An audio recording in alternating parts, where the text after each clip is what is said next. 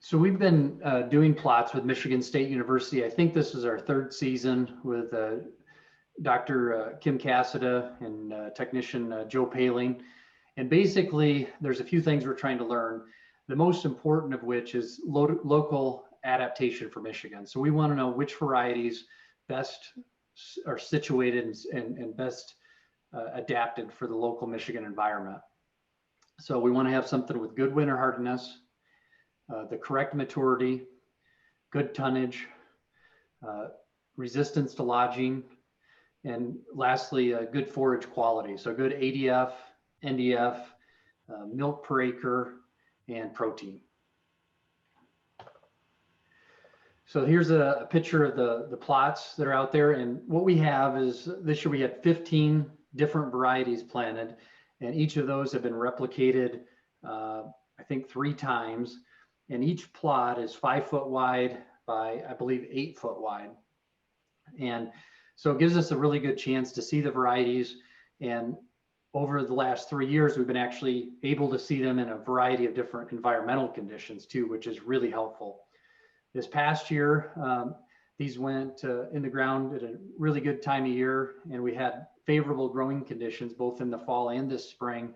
And so we had some really early development. These pictures, I believe they were taken April 28th. And here's just an example of a key learning here. We've got Wheeler rye, which is a conventional cereal rye on the left, lodged and laying down. And then we've got some Flex 719 triticale right beside it. So they only go back to this point here, if you can see my cursor. But this is the sort of stuff we want to learn in a plot setting instead of on someone's farm. So that's the reason we do the research there. 3 of the varieties that we think perform the best there really fit well to spread out maturity for your harvest timing too. So these winter annual forage crops, they move through the maturities very, very quickly in the spring. And if you get a significant amount of acres planted of these, it really makes a lot of sense to plant a portfolio of different varieties to spread out your harvest timing. In most cases, most farmers don't have enough equipment to cut fast enough to keep up with a maturing crop. So if you wanted to put together a combination of kind of an early, a little bit later, and a significantly later product, you could plant the KWS Pro Power Hybrid Rye first. You can see that's farthest along in its development. Gainer 154 triticale was about 3 days later than that. And then 5 days later than the Gainer, the Flex is a later maturing product. And that would allow the growers to get across each one before they get too far along in their development. So what are the breeders working on? What are they trying to improve in the crop? Better standability. That's always a hot button with growers. They want to make sure the product's going to stand for harvest. They want to have a winter hardy product that won't get killed off in a tough winter. They want products that'll break dormancy quickly, and they want reduced awns.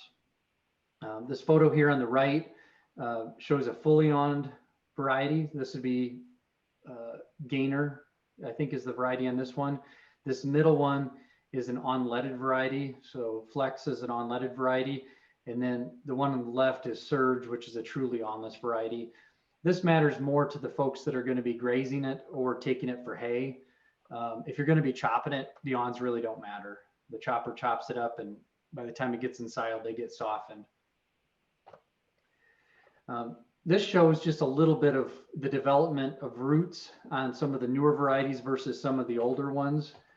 The ones that are blue are some of the newer varieties of triticale, and the red ones are some of the older varieties. And then over here on the far left, this is wheat, which you can see is it just doesn't have the same vigor.